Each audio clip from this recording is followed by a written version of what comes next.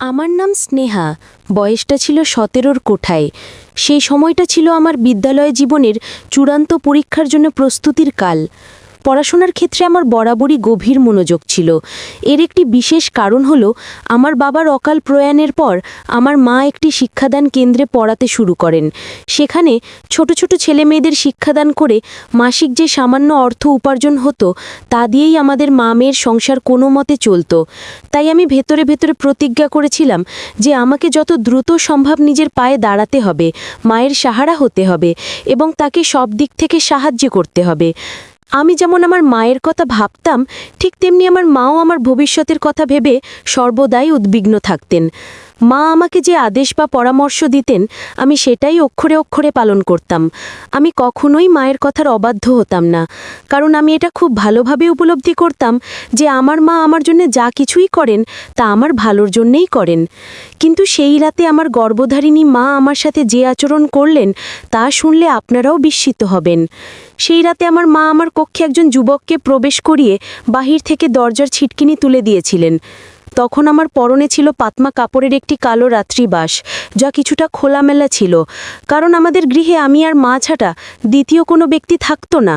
তাই আমি নিজের আরামের কথা চিন্তা করেই ওই পোশাকটি পরিধান করেছিলাম এবং বিছানায় শুয়ে পড়াশোনায় মগ্ন ছিলাম। কিন্তু অনাকাঙ্ক্ষিতভাবে আমার ঘরের মধ্যে সেই যুবককে দেখে আমি স্তম্ভিত হয়ে গেলাম। আমি তখন বিস্ময়ে হতবাক এবং প্রচণ্ড ক্রোধে ফেটে পড়ে ছেলেটিকে জিজ্ঞাসা করলাম, কে আপনি? কোন সাহসে আপনি আমার কক্ষে প্রবেশ করেছেন? ছেলেটি একটি কুটিল হাসি হেসে আমাকে অত্যন্ত খারাপভাবে স্পর্শ করে বলল, তোমার জননীই আমাকে এই ঘরে পাঠিয়েছেন। ছেলেটির মুখে এই কথা শুনে আমি আরও বেশি হতভম্ব হয়ে গেলাম এবং ঘরের ভেতর থেকে চিৎকার করে মাকে ডাকতে শুরু করলাম। মা, তুমি কেন এমন করছো? কেন তুমি আমার সম্ভ্রম, আমার জীবনটা এইভাবে নষ্ট করতে চাইছো? মা তখন দরজার ওপার থেকে প্রত্যুত্তর দিলেন, আমি যা করছি তোর মঙ্গলের জন্যই করছি।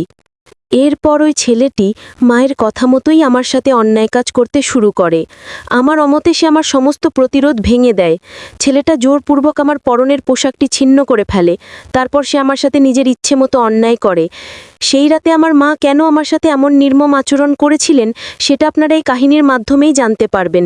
কেন আমার গর্ভধারিণী মা আমার জীবনটাকে ধ্বংসের পথে ঠেলে দিলেন। কাহিনীটি শোনার পর আপনারাও নিশ্চয়ই হতবাক হবেন। তাই গল্পটি শুরু থেকে শেষ পর্যন্ত শোনার জন্য অনুরোধ রইল। একজন মা হয়ে তিনি কিভাবে আমার সাথে এই ধরনের ন্যাক্কারজনক ও জঘন্য কাজ করতে পারলেন তা ভেবে আমি আজও শিহরিত হই। তখন আমার বিদ্যালয়ের শেষ বর্ষ চলছিল। আমি মায়ের শিক্ষাদান কেন্দ্রেই ভর্তি হয়েছিলাম, কারণ অন্য কোনো প্রতিষ্ঠানে পড়তে গেলে অনেক অর্থের প্রয়োজন হতো, যা আমাদের পক্ষে যোগান দেওয়া সম্ভব ছিল না। সেই কথা চিন্তা করেই আমি মায়ের কাছে পড়া শুরু করি। সেই কেন্দ্রে বিশাল বলে একটি ছেলে পড়ত। তার বাবা ছিলেন শহরের একজন প্রতিষ্ঠিত বিত্তশালী ব্যবসায়ী। শহরে তার বাবার যথেষ্ট খ্যাতি ও প্রতিপত্তি ছিল। বিশাল যখন কেন্দ্রে আসতো তখন সে একটি অত্যন্ত দামি গাড়িতে চড়ে আসতো। এমনকি বিশাল ক্লাসের অন্য কারো সাথেই তেমন একটা কথা বলতো না। কিন্তু যেহেতু সে অনেক ধনী পরিবারের সন্তান ছিল, তাই ক্লাসের প্রায় সকলেই তার সাথে কথা বলার জন্য উদগ্রীব থাকত। তবে আমাদের কেন্দ্রে প্রিয়া নামের একটি মেয়ে ছিল, যে দেখতে অত্যন্ত সুন্দরী ছিল। তার সাথে বিশালের প্রেমের সম্পর্ক ছিল। বিশাল যে প্রিয়াকে গভীরভাবে ভালোবাসত সেটা কেন্দ্রের সকলেই জানত। আমি অবশ্য এইসব ব্যাপারে খুব একটা মনোযোগ দিতাম না। আমি কেবল নিজের পড়াশোনা নিয়েই মগ্ন থাকতাম। তাই আমি কখনো নিজে থেকে বিশালের সঙ্গে পরিচিত হওয়ার চেষ্টা করিনি। একদিন বিশাল একটি নতুন গাড়িতে করে কেন্দ্রে এসেছিল। তার সেই দামি গাড়িটা দেখে আমাদের ক্লাসের সবাই তাকে নিয়ে খুব চর্চা করছিল। সেদিনের পর থেকে মা কেন্দ্র থেকে বাড়ি ফিরে প্রতিদিন আমাকে একটাই কথা বলতেন, স্নেহা, সবাই তো বিশালের সঙ্গে বন্ধুত্ব করতে চায়, কিন্তু তুই কেন ওর সঙ্গে কথা বলিস না? তুইও বিশালের সঙ্গে তোর আলাপ পরিচয়টা কর। আমি তখন মাকে বলেছিলাম, মা, আমি ওখানে বিদ্যা অর্জনের জন্য যাই নাকি কারো সঙ্গে পরিচয় বাড়াতে? আমার ওসবে কোনো আগ্রহ নেই।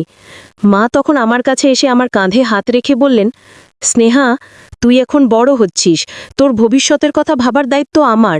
আমি তোর মঙ্গল কামনা করি। তাই বলছি, যেভাবেই হোক না কেন তোকে বিশালের সঙ্গে পরিচিতি বাড়াতেই হবে। তোকে ওর কাছাকাছি যেতে হবে, ওর পছন্দের পোশাক পরে যেতে হবে। আমি তখন অবাক হয়ে মাকে বললাম, মা, তুমি এসব কি বলছো? আমি তো তোমার কথার কোনো অর্থই খুঁজে পাচ্ছি না। আমি কেন এসব করতে যাব? মা তখন আমার হাতটা ধরে বললেন, স্নেহা, তুই যখন আমার কথা বুঝতে পারছিস না তাহলে সহজভাবেই বলছি, আমি চাই তুই বিশালকে নিজের প্রেমের বন্ধনে আবদ্ধ করবি এবং তাকে তোর প্রতি আকৃষ্ট করবি। শুধু নয় তাই, তাকে প্রেমের পাগল করার জন্য যদি তোকে তার কাছাকাছি যেতে হয় তাতেও আমার কোনো আপত্তি নেই, কিন্তু তোকে যে কোনো উপায়ে বিশালকে নিজের প্রেমের ফাঁদে ফেলতে হবে। মায়ের সব কথা শোনার পর আমি হতভম্ব হয়ে বললাম, ছি, তুমি মা হয়ে আমাকে এসব কথা বলতে পারলে?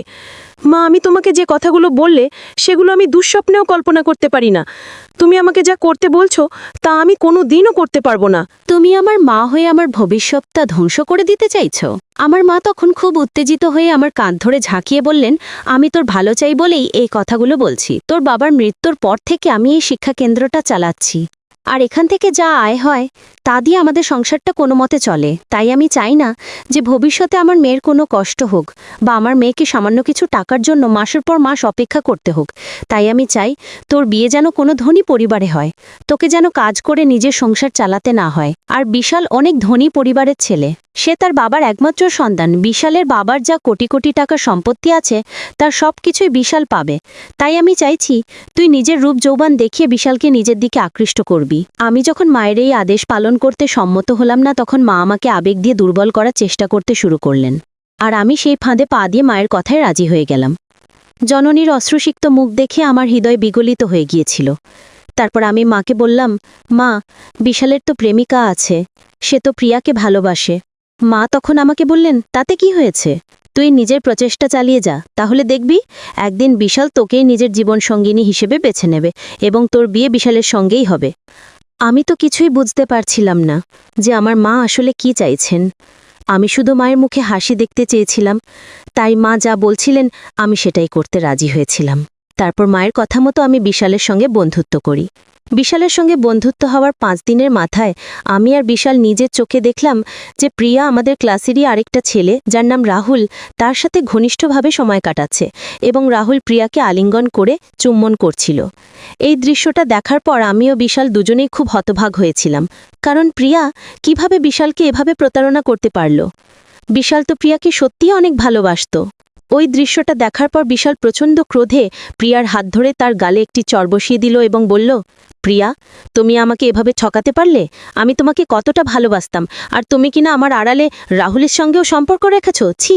প্রিয়া তখন কাঁদে কাঁদে বিশালের হাত ধরে বলল, বিশাল, তুমি আমাকে ভুল বুঝছো, আমি কিছুই করিনি। এখানে তো রাহুলই আমাকে ডেকে নিয়ে এসেছিল, তারপর তোমাকে দেখতে পেয়েই হঠাৎ করে আমাকে জড়িয়ে ধরে নোংরামি করতে শুরু করে। বিশ্বাস করো, আমি কিছুই করিনি, আমি নির্দোষ। বিশাল তখন প্রিয়াকে বলল, আমি নিজের চোখে সবকিছু দেখেছি, এরপরেও আমি কিভাবে তোমার কথা বিশ্বাস করতে পারি? তাই আজকের পর থেকে তোমার সঙ্গে আমার আর কোনো সম্পর্ক নেই। এই বলে বিশাল খুব রেগে সেখান থেকে চলে গেল। আমি তখন বিশালের কষ্ট দেখে প্রিয়াকে বললাম, তুই কিভাবে পারলি বিশালকে এইভাবে প্রতারণা করতে? ছি! সেদিনের পর থেকে বিশাল ক্লাসে আমার পাশে এসে বসত, আর সেদিন থেকেই বিশালের সঙ্গে আমার বন্ধুত্ব ধীরে ধীরে গভীর হতে শুরু করে এবং আমরা দুজন দুজনকে পছন্দ করতেও শুরু করি। তারপর যখন আমরা ভালোবাসার সম্পর্কে জড়িয়ে পড়ি, তখন প্রিয়া একদিন আমাকে বলেছিল, আমার ভালোবাসার মানুষটিকে আমার থেকে ছিনিয়ে নিয়ে তুই খুব অন্যায় করেছিস। খুব আনন্দ হচ্ছে, তাই না, আমার প্রেমিকের সাথে সময় কাটাতে? সেদিন আমি জানি না কেন প্রিয়াকে কোনো উত্তর দিতে পারিনি। তার কথা শুনে এক মুহূর্তের জন্য আমার মনে হয়েছিল, আমি কি সত্যি অন্যের প্রেমিককে ছিনিয়ে নিয়েছি? এরপর আমরা দুজন যখন একে অপরের সঙ্গে সময় কাটাতে শুরু করি, তখন আমাদের দুজনের ভালোবাসার সম্পর্ক দেখে আমার মা খুব খুশি ছিলেন এবং আমি নিজেও ভাবতে পারিনি যে আমি বিশালকে এতটা ভালোবেসে ফেলব। ধীরে ধীরে আমার পড়াশোনার প্রতি মনোযোগ কমতে থাকে। আমি তখন পুরোপুরিভাবে প্রেমের জগতে ডুবে গিয়েছিলাম। আমি যখন ভালোবাসায় সম্পূর্ণ মগ্ন, তখন আমার মা একদিন আমাকে বললেন, স্নেহা, তুই বিশালকে আমাদের বাড়িতে ডাকবি এবং ওর সঙ্গে ঘনিষ্ঠ হবি। এমন কিছু করবি যাতে ও তোকে বিয়ে করতে বাধ্য হয়। মায়ের মুখ থেকে এই ধরনের কথা শুনে আমি ভীষণ অবাক হয়েছিলাম এবং বলেছিলাম, তুমি আমার নিজের মা তো? আমার তো সন্দেহ হচ্ছে। মা, তুমি কিভাবে আমাকে এসব কথা বলতে পারলে?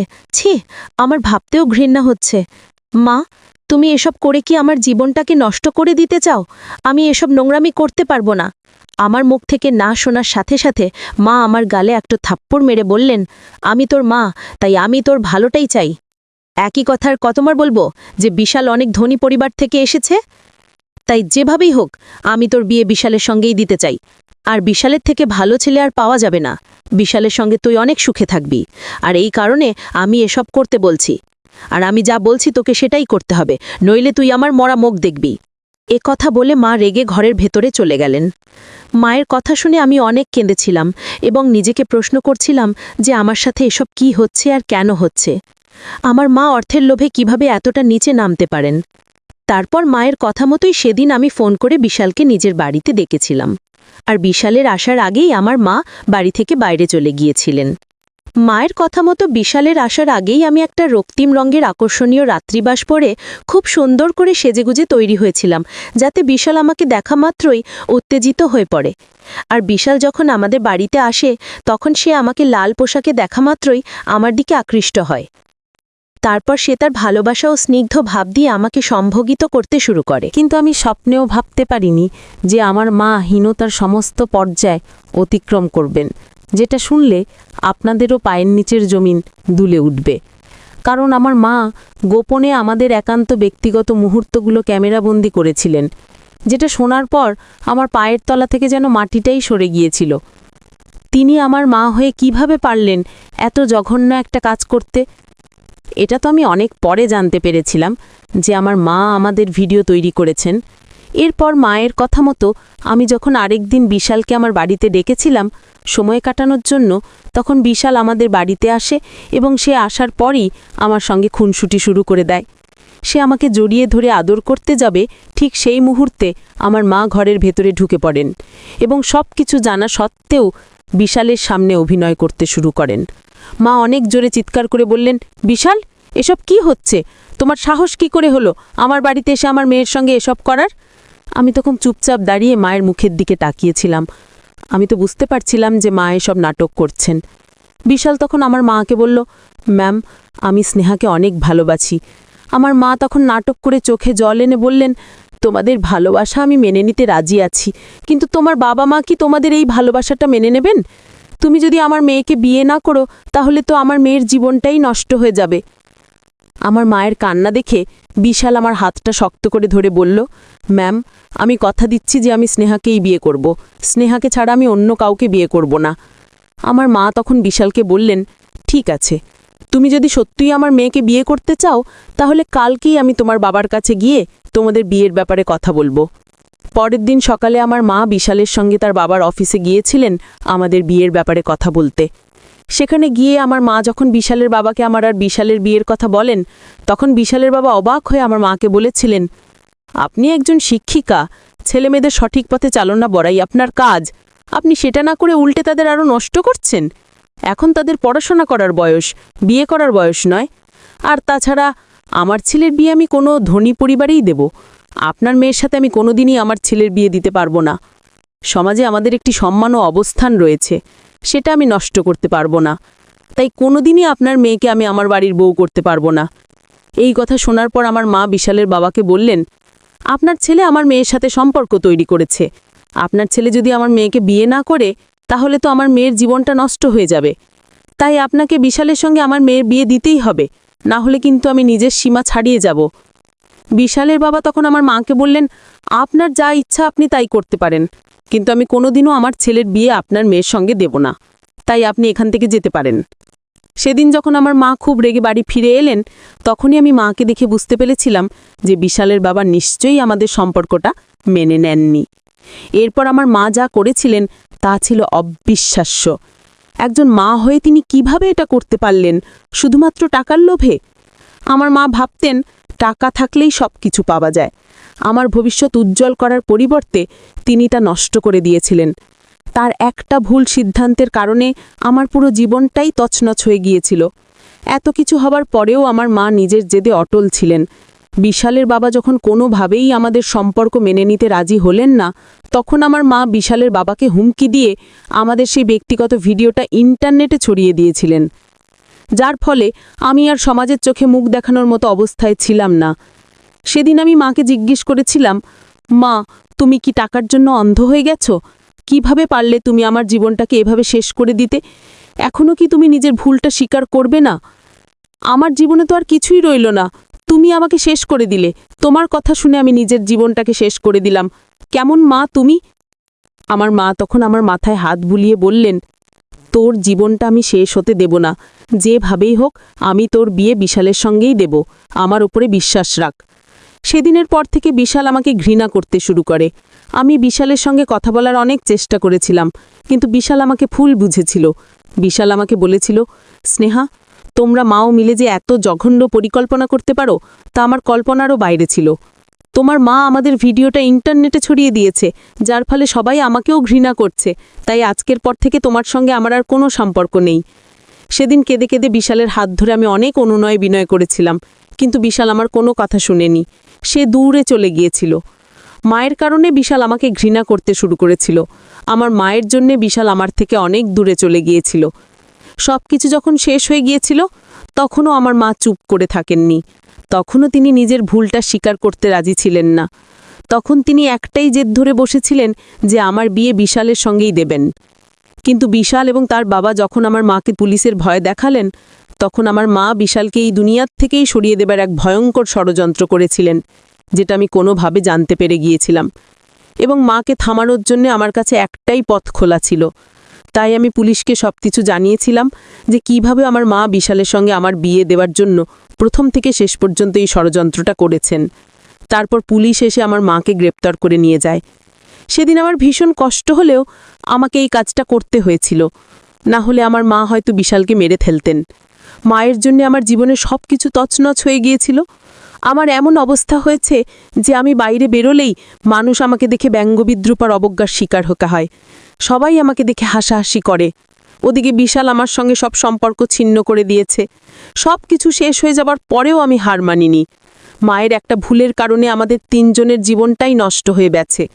আমি এখন বাড়িতে একাই থাকি আর মনে মনে ভাবি, আমার বাবা যদি আজ বেঁচে থাকতেন তাহলে হয়তো আমার সাথে এত বড় দুর্ঘটনা ঘটত না। বন্ধুরা, আজকের কাহিনীটি এখানেই সমাপ্ত করছি। গল্পে কোনো ভুল ত্রুটি থাকলে ক্ষমা সুন্দর দৃষ্টিতে দেখবেন। গল্পটি ভালো লাগলে অবশ্যই লাইক, শেয়ার এবং সাবস্ক্রাইব করতে ভুলবেন না।